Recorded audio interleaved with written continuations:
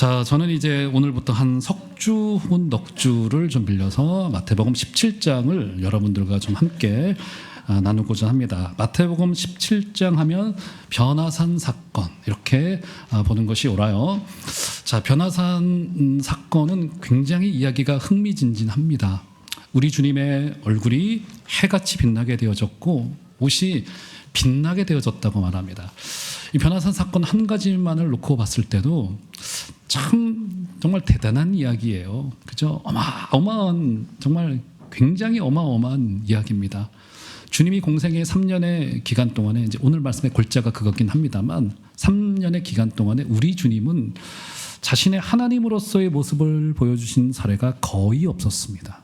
이 땅에 주님께서 공생의 사역을 보내실 때 우리 주님은 늘 모욕을 당하시고 핍박을 당하시고 핍절하셨고 때로는 승리도 거뒀지만 사실은 많은 부분 성도들의 도움과 원조를 통하여서 노숙하기도 하시고 누구의 집에 기거하시기도 하시는 등 우리 주님은 참 이분이 하나님이실 수 있는가, 메시아일 수 있는가, 중간중간에 크나큰 기적들은 있었지만 전반적인 모습은 그분이 하나님으로서의 모습은 철저히 가려졌고 숨겨졌어요. 그죠?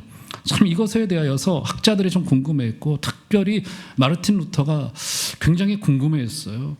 왜 주님이 공생의 사역에 이렇게 철저히 의도적으로 가리셨을까? 이런 이야기를 마르틴 루터는 자신의 책 중간중간에 기록을 해놨습니다.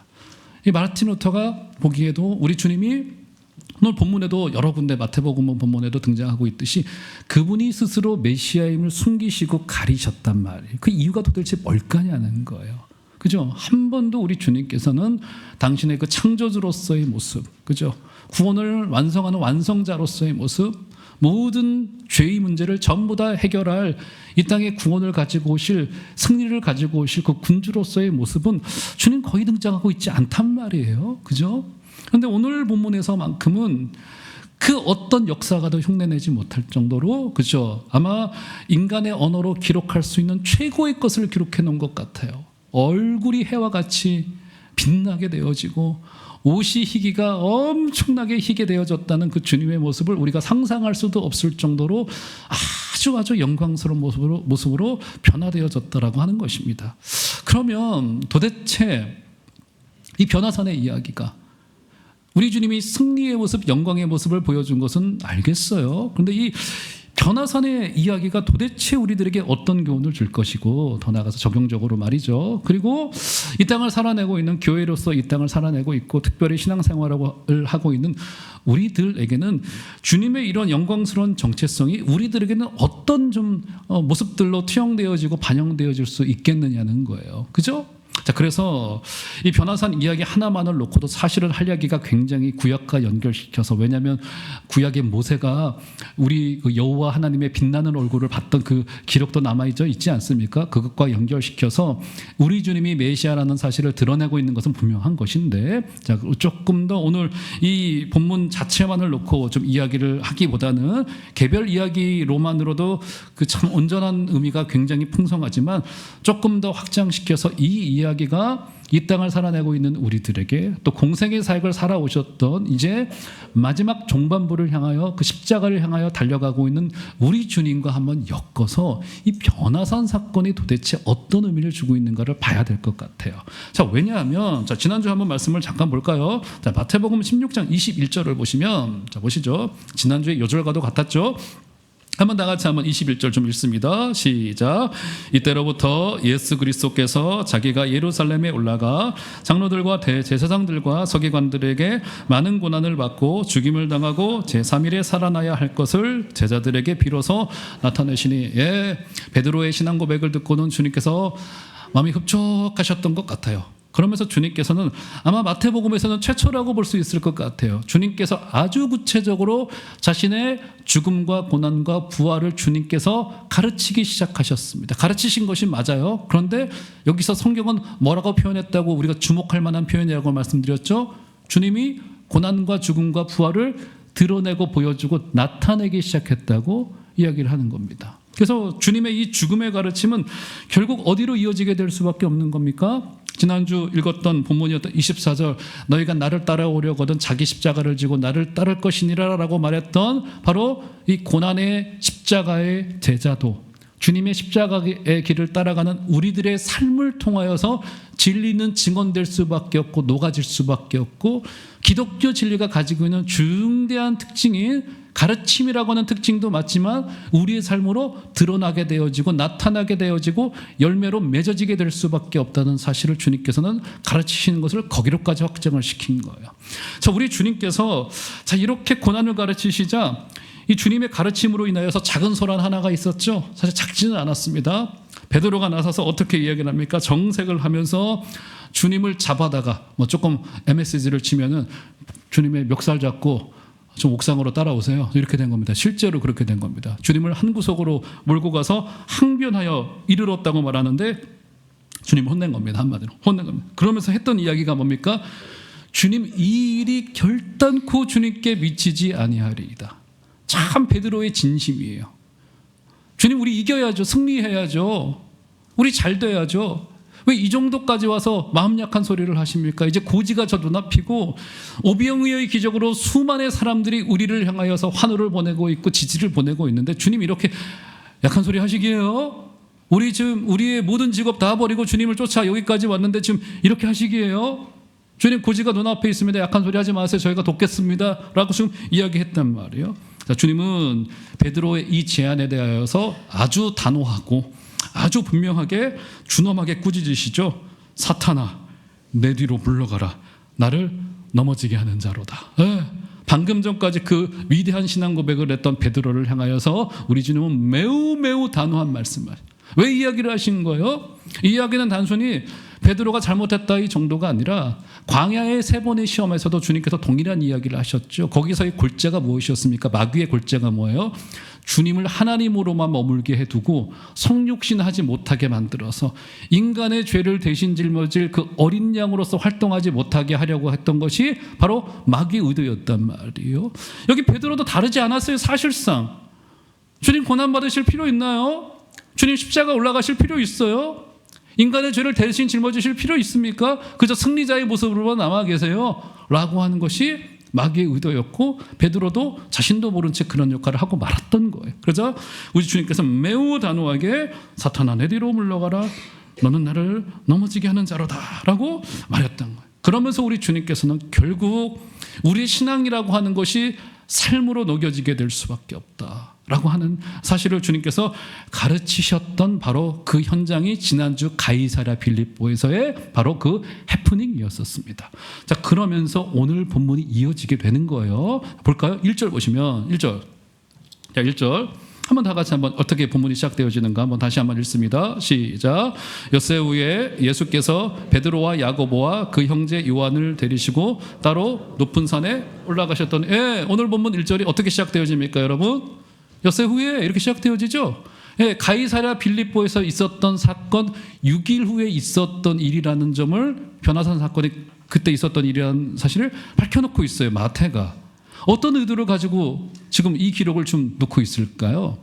마태가 이 글을 기록할 때 변화산 사건을 이해하기 위하여서는 반드시 6일 전에 있었던 주님의 고난과 죽음과 부활에 대한 그 가르침과 특별히 고난에 대한 가르침과 함께 연동되어져서 변화산 사건이 이해되어져야지만이 변화산 사건을 제대로 볼 수 있다는 의도에서 지금 이 이야기를 하고 있는 겁니다. 굳이 6일이라고 하는 숫자 자체가 뭐가 중요하겠어요?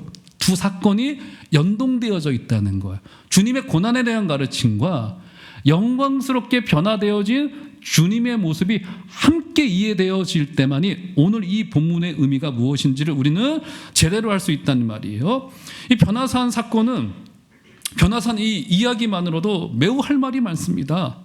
하지만 개별의 이야기로만은 그 온전한 의미를 다 담아낼 수 없고, 오늘 본문이 이렇게 말을 하고 장치를 해놓았듯이 반드시 주님의 고난의 사건과 함께 연결되어져야만 된다는 거예요.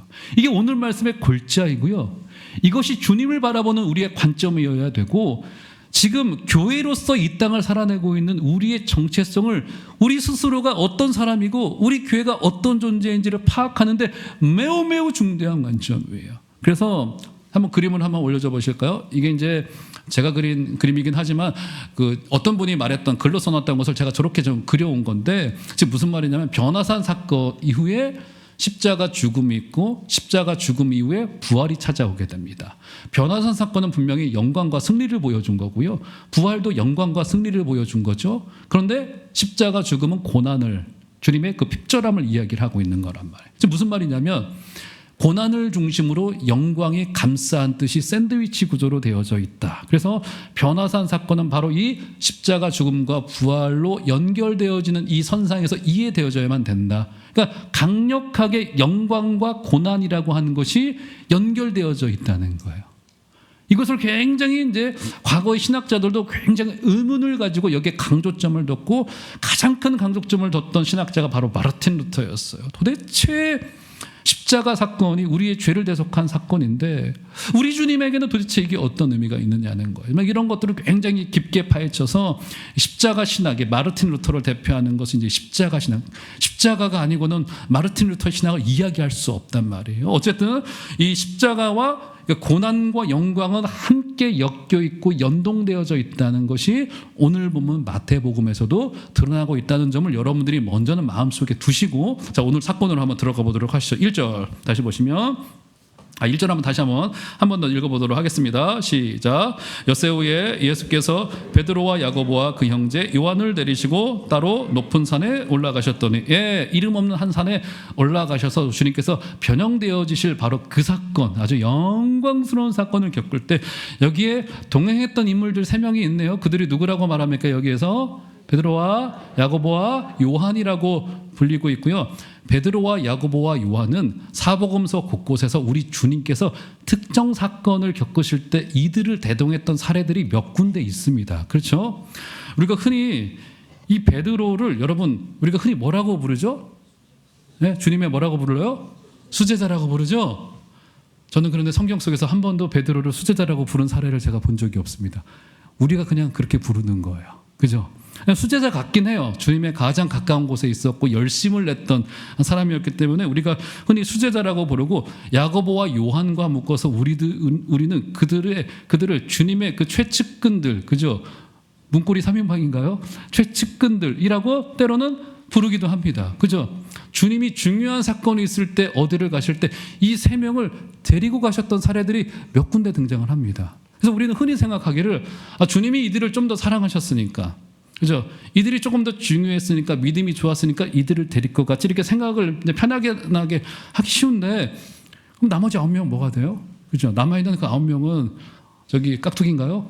그러진 않을 거 아니겠어요? 그럼 도대체 이 3명을 데리고 갔었던 이유가 뭘까요? 자, 이걸 이렇게 설명을 해드릴게요. 일단 사례를 볼까요?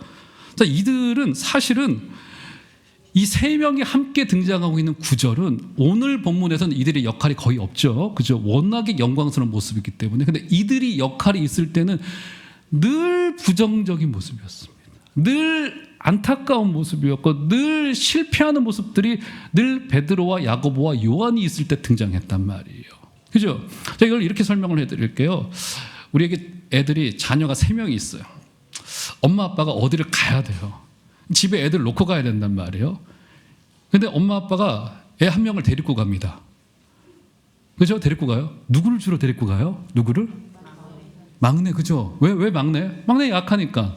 누구를 데리고 가요? 사고 칠 만한 놈을 데리고 가죠. 제일 약한 놈. 믿음이 안 가. 근데 얘 데리고 가서 내가 눈으로 확인해야 되겠어. 주로 이런 애들 데리고 가잖아요. 자, 예를 들어 드릴게요. 제 말을 안 믿으시는데 보시니까, 자, 우리 주님께서 예루살렘에 들어가시기 전에 이방 땅 사마리아에 가서 주님께서 전도를 하셨습니다. 사형리 같은 걸로 전도를 막 하셨어요. 그죠? 주님의 전도도 먹히지 않아요. 그때 사마리아 사람들이 그 복음을 받아들이지 않고 주님을 배척합니다. 그때 야고보와 요한이 나서서 이런 이야기를 합니다. 나중에 성경 찾아보세요. 시간 없으니까. 누가복음 9장 54절에 주여 우리가 불을 명하여 하늘로부터 내려 저들을 멸하라 하기를 원하십니까? 쉽게 말해서 뭡니까? 주님 불 내려가지고 저 사마리아 사람들 우리를 배척하는데 불 내려서 다 죽이시죠. 이 누가 한 이야기예요? 야고보와 요한, 이것 때문에 그들에게 별명이 하나 생기죠. 안 좋은 별명이 생겨요. 우리의 아들들이라고 하는 별명이 생긴단 말이에요. 이것뿐만이 아니에요. 또 있습니다. 두 번째 사례 있습니다. 주님이 죽으시러 가시기 직전에 야고보와 요한이 참 그 눈치가 없었던 것 같아요. 아무래도 사람이라고 하는 게 그 공기란 게 있잖아요. 저 사람이 얼굴만 봐도 저 사람이 지금 심정이 괴롭구나라는 것을 알 텐데, 야고보와 요한의 모친이 슬쩍 예수님을 찾아옵니다. 찾아서 주님께 어떤 이야기를 해요? 주님 요즘 힘드시죠? 얼굴이 안 좋아 보이세요? 무슨 일 있으세요? 이렇게 이야기한 게 아니라, 주님 영광의 나라가 임할 때 우리 아들놈들 좌의정 우의정 세워주시면 제가 열심히 하겠습니다. 이 이야기를 와서 슬쩍 주님께 이야기를 한 거예요. 이 일이 나중에 세상에 비밀이 없다고 제자 공동체에 알려져가지고 베드로와 야고보와 요한과 나머지 제자들의 분란이 일어나는 이 불씨가 되고 말았다는 거예요. 이처럼 연약했단 말이에요. 가장 결정적인 사건 한 가지가 또 있죠. 그게 뭡니까? 주님이 죽음을 앞에 두고 3명의 제자들을 데리고 한 동산에 오르게 됩니다. 겟세마네 동산이에요. 주님이 십자가를 지시던 그 밤이에요. 주님의 마음도 너무너무 괴로우셨고, 기도하지 않고는 견딜 수 없는, 이제 기도로 준비하지 않고는 이 죽음을 견딜 수 없는, 준비할 수 없는 이런 상황에 됐을 거란 말이에요. 사람이 이 정도라면 충분히 알만한 거 아니겠습니까? 나랑 기도 좀 하러 가자. 기도원에 좀 올라가자. 심지어 주님이 내가 심히 마음이 괴로워서 죽겠다 라고까지 밝히셨단 말이에요. 주님이 멀찍이서 저 세 제자놈들이 있는 모습을 보니까 제자들이 뭐 하고 있어요? 기도하고 있습니까? 잠자고 있어요. 잠자고 있어요. 와서 주님께서 하셨던 말씀이 뭡니까? 너희가 한시도 기도할 수 없느냐라고 반문하세요. 그래서 한시라고 하는 것은 정확히 1시간입니다. 딱 60분 1시간을 뜻하는 거예요. 야, 너희들 제자 훈련을 3년 해서 나랑 동고동락하면서 말씀도 봤어, 기적도 맛봤어, 영광도 맛봤어, 내 뜻을 알았는데 3년이 지났는데 1시간 기도할 수 있는 영역도 없단 말이야. 주님 깜짝 놀라셔서 마음이 헛헛하셔가지고 너희가 어찌 그럴 수 있느냐, 1시간도 기도할 수 없느냐라고 말했단 말이에요. 그러니까 이 3명이 함께 등장하고 있는 성경 구절 복음서에서 찾아볼 때는요, 그 어디에서도 그들 3명을 그렇게 호의적으로 그리지 않습니다. 늘 연약하고 불신이고, 그죠? 우리의 모습과 비슷해요. 실수하고, 그죠? 때로는 다툼을 일으키기도 하고, 이 3명이 분란이 일어나기도 하고, 이 연약한 모습의 대표 주자들이 바로 이 3명이었고, 그랬기 때문에 주님은 이 3명을 데리고 간 것이었고요. 이들의 모습은 당시에는 제자들의 대표 그룹이었지만 결국 연약한 우리의 모습이요, 고난당하는 교회의 대표라고도 볼 수 있는 것이 바로 이 3명인 거란 말이에요. 연약한 교회를 앞에 두고, 자, 우리 주님이 어떻게 하시는가를 볼까요? 변형되십니다. 2절 보시면, 2절 한번 다 같이 한 소리를 읽어보도록 하겠습니다. 시작. 그들 앞에서 변형되사 그 얼굴이 해같이 빛나며 옷이 빛과 같이 휘어졌더라. 3부 예배 올라오기 전에 제가 거울을 보니까 제 시커먼 얼굴이 주님과는 대비가 됩니다. 시커먼 얼굴이지만 주님은 그 순간에 그들 앞에서 분명히 2절 다시 한번 보시겠어요? 2절 보시면 그들 앞에서 변형되었다고 분명히 못 받고 있죠. 연약한 그들의 모습 앞에서 주님은 얼굴을 해와 같이 변형시키십니다. 주님은 공생애를 지나시는 기간 동안에 그 어디에서도 어떤 순간에서라도 누구 앞에서도 이렇게 황홀한 모습으로 변형되신 적은, 그러니까 당신의 메시아로서의 모습, 성자 하나님으로서의 모습을 철저히 감추셨고 숨기셨고 드러내신 사례가 거의 없습니다. 거의 등장하고 있지는 않아요. 그죠? 간간히 그 기적만 베풀었을 뿐이에요. 베드로가 얼마나 황홀했던지 주님의 그 모습에 완전히 압도당했던 것 같아요.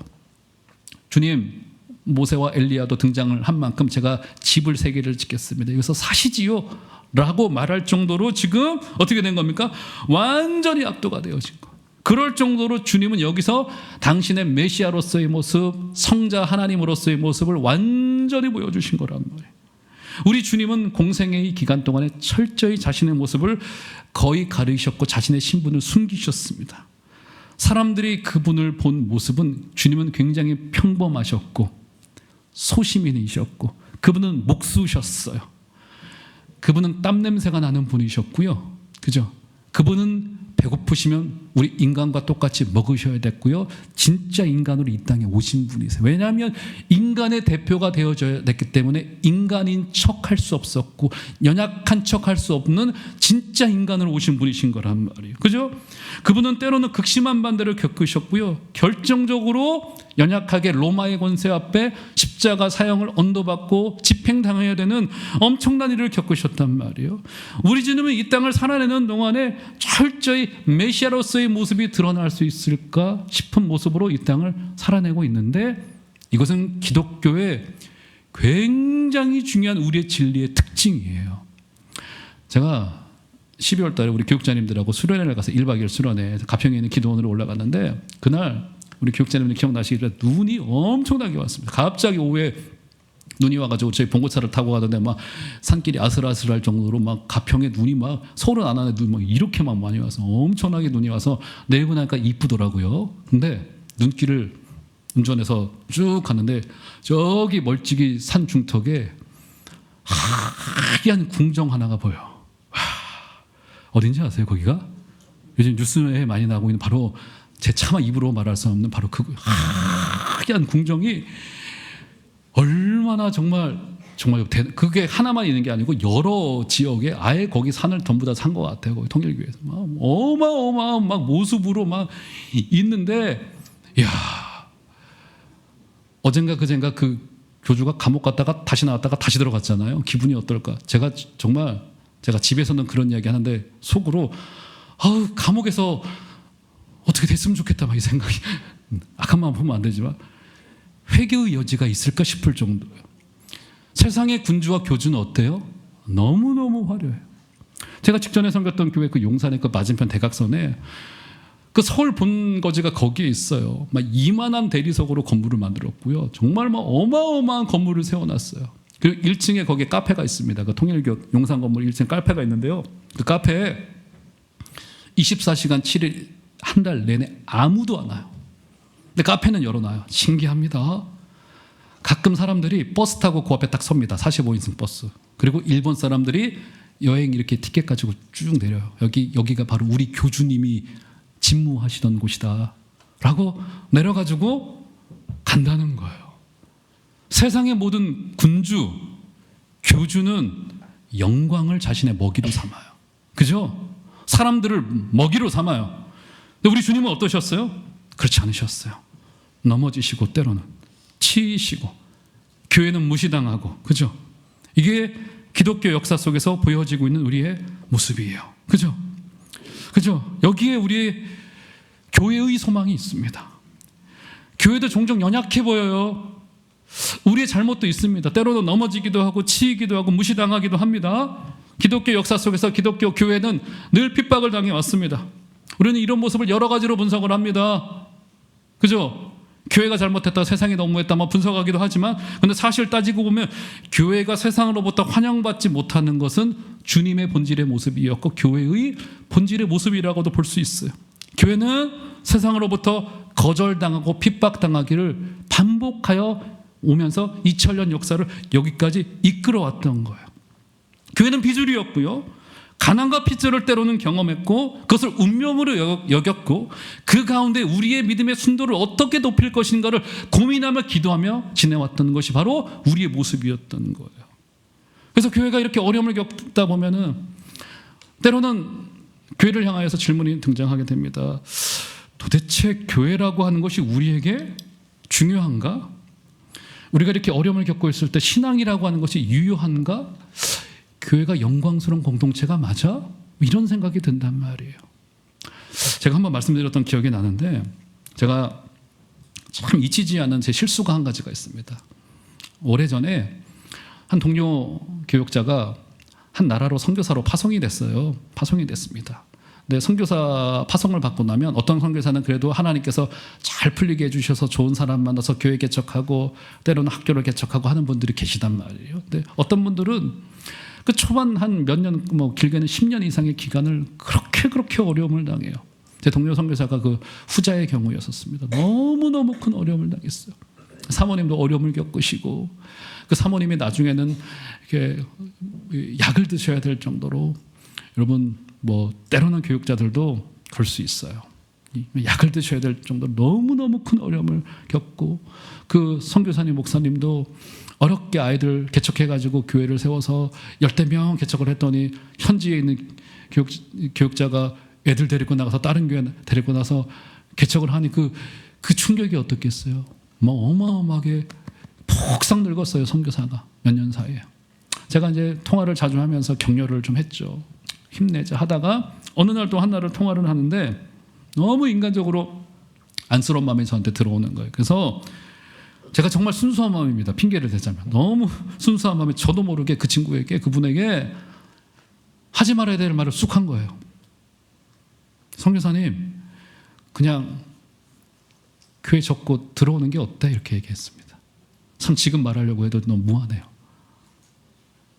수화기 너머로 그 선교사님 목사님의 10초의 침묵이 있었습니다. 제가 내뱉자마자 이거 실수했구나. 저는 좋은 마음으로 말한 건데 이거 실수였구나. 딱 들더라고요. 10초간 서로 침묵. 숨소리만 들려요. 눈빛이 느껴져요. 서운한 눈빛이 저를 향하여서. 실수했어요. 그러면서 10초가 지나서 그 선교사님이 저한테 했던 이야기가 아마 제가 평생 잊지 못할, 제 눈을 감는 날까지 그 이야기를 잊지 못할 거예요. 저한테 뭐라고 한지 아세요? 그 선교사님이 목사님, 우리 교회도 교회예요. 그랬어요. 우리 교회도 교회예요. 그 교회는 그때 당시에 현지 아이들 한 20명, 한국에 원조가 없으면 이루어질 수가 없어요. 선교사님도 그거에 의지하여 생활하고 있고, 교회 물품도 한국에서 보내는 선교 물품으로 채워내고 있는, 의지하고 있는 교회. 근데 그분의 인식세계 속에 20명 아이들, 그들이 뭘 헌금을 하겠습니까? 뭘 하겠습니까? 헌신을 하겠습니까? 선교사가 섬겨야죠. 근데 사람 많고 예산 많은 안정된 조직을 갖고 있는 교회만이 영광스러운 교회가 아니라 한 줌의 어린아이들의 무리들이 모여있는 그 교회도 본질상 영광스럽다는 거예요. 이게 변화산 사건이 우리에게 주고 있는 굉장히 중요한 적용점이에요. 주님 철저히 숨기셨어요. 그럼에도 불구하고 숨겨져 있는 그 영광의 본질은, 그죠? 아주 영광. 이 교회의 본질이라요, 교회. 이 교회가 가지고 있는 굉장히 중대한 내용이라는 거예요. 이것을 초대교회 교부들은 신학적으로 설명을 했습니다. 흔히 이것을 교회의 보편성이라고 이야기를 합니다. 교회의 보편. 무슨 말이에요? 좀 어려운 말인데 이것을 카톨릭이라고 그래요. 교회에 카톨릭적인 성격이 있다. 카톨릭이라고 하는 말이 저 천주교를 말하는 것이 아니라 교회의 보편성이라고 하는 것은 현재 교단에 따라서 지역에 따라서 지역교회들이 다 흩어져 있단 말이에요. 그럼에도 불구하고 보편적인 교회는, 참교회는 오직, 그러니까 우주적인 교회는 오직 하나라고 하는, 이 교회의 보편성이라고 하는 굉장히 중대한 진리란 말이에요. 그럼 우리 지역교회는 뭐냐? 우리 종암제일교회, 성복중앙교회, 종암중앙교회, 여기 감리교회며 등등 우리 이 종암동에도 한 20몇 개의 교회가 있어요. 그죠? 그럼 지역교회는 뭐냐? 이 지역교회는 우주적인 교회의 하나의 일부로서가 있는 것이 아니라 뭐 큰 교회는 더 큰 포션을 차지하고 작은 교회는 더 작은, 이거 아니라는 거예요. 그 지역교회는 우주적인 교회를 대표하여서 그 자리에 있는 거예요. 주님의 교회를 대표하는 거예요. 이게 교회의 보편성이에요. 굉장히 중대한 교리인 거예요. 그래서 이 자의식이 목회자에게 있지 않고 교인들에게 있지 않으면, 그죠? 교회가 연약해질 때마다 작은 교회에서 큰 교회로 더 영광스러운, 이게 이렇게 된단 말이에요. 이게 기업의 현실로 바라보게 되어지고 경영의 논리로 바라보게 되어지는 일들이 교회의 보편성의 교리를 놓칠 때, 우리 교회도 교회예요 라고 말했던 그 선교사가 어떤 이야기를, 어떤 마음을 가지고 그 이야기를 했는지는 모르겠습니다만 우리 교회가 갖고 있는 그 영광스러운 본질, 사랑하는 종암제일교회 귀한 성도 여러분, 공동체로서의 우리 종암제일교회는 부족해 보이고 연약해 보여도 아주 영광스럽습니다. 믿으시기를 바랍니다. 여러분의 교회를 소중하게 여겨주시기, 여러분 소중한, 제가 1, 2부 때는 이 사례를 들은 아내가 정말 소중해요. 소중하니까 남편이 그러면 아내를 어떻게 다뤄야 됩니까? 조심스럽게, 소중하니까, 그죠? 참 제가 못하는 이야기를 하고 있으니까 좀 소중하게 다뤄야 되고, 살살 다뤄야 되고, 조심스럽게 다뤄야 되는 것이 맞죠. 소중한 것은 조심스럽게 소중하게 가꾸어 주는 거예요. 그래도 마찬가지예요. 조심스럽게. 그래서 서신서 곳곳에 말도 삼가라, 조심하라, 서로를 섬기라라고 하는 말이 교회가 영광스럽고 교회가 너무나도 소중스럽기 때문에 이게 여러분 속해 있는 공동체의 모습이고요. 좁게는 교회 한 분 한 분은 여러분들의 정체성인 거예요. 여러분 영광스럽습니다. 때로는 죄를 지죠. 넘어지죠. 부족해요. 그거 생각하면 영광스럽지 않아요. 하지만 본질상 우리는 주님에 속한 자로서 영광스럽습니다. 사랑하는 귀한 종합절기의 귀한 성도 여러분, 이 정체성을 가지고 승리하게 되시는 복된 여러분들 되시기를 주의 이름으로 축원드립니다. 말씀의 결론으로 가보시죠. 3절 보시면, 그래서 3절, 한번 3절, 여기 두 사람이 등판합니다. 3절 한번 다 같이 한번 한 소리로 읽겠습니다. 시작. 그때 모세와 엘리야가 예수와 더불어 말하는 것이 그들에게 보이거든. 모세와 엘리야와 함께 우리 주님께서 뭔가, 그러니까 지금 사담을 나누고 계셨던 것 같아요. 자, 어떤 이야기를 하고 계셨을까? 자, 누가복음에서는 어떤 이야기를 하고 있었다는 것을 밝혀내고 있죠. 주님께서 어떤 이야기를 하고 있었대요? 누가복음의 기록에 의하면 무엇 하실 것을? 별세하실 것을 말씀하시고 계셨습니다. 즉 모세와 엘리야와 더불어서 우리 주님께서는 영광스럽게 변형되신 이후에 죽음에 관하여서 굉장히 아이러니하게도 가장 영광스럽게 변형되고 난 뒤에 고난과 죽음에 대하여서 이야기를 하고 있으셨다는 거야. 그럼 도대체 무슨 이야기를 했을까요? 아마 모세가 주님께 이렇게 이야기했을 것 같아요. 상상력을 한번 동원해 볼까요? 주님, 제가 수천 년 전에 말 안 듣는 이스라엘 백성들을 데리고 저도 부족했지만 홍해 속으로 들어갔다가 홍해에서 나왔어요. 저는 그때 이것이 주님을 예표하는 그림이라는 것을 알았습니다. 제가 출애굽을 통하여 주님의 죽음을 경험을 했지만 제가 경험한 죽음은 주님이 이제부터 겪으실 죽음과 비교하면 아무것도 아니었고 예표하는 그림일 뿐이었네요. 이 이야기를 했을 거고요. 엘리야는 어떤 인물인 겁니까? 그는 갈멜산에서의 승리를 쟁취했던 분이었죠. 아마 엘리야는 주님을 향하여서 이렇게 말씀했을 것 같아요. 주님, 제가 아시죠? 그 수백 년 전에 갈멜산에서 850명의 이방의 선지자들과 대결하여서 주님의 은혜로 하늘에서 불이 떨어져서 승리를 이루었습니다만 주님이 이제부터 십자가 고난과 부활을 통하여서 죄를 향하여 거둘 승리에 비하면 아무것도 아닙니다. 주님 이제 가시죠 하고 주님의 고난에 격려하였을 것 같아요. 사랑하는 종암제일교회 귀한 성도 여러분, 이렇게 우리 주님께서는 십자가를 통하여 고난을 통하여 영광의 길로 가고 있고요.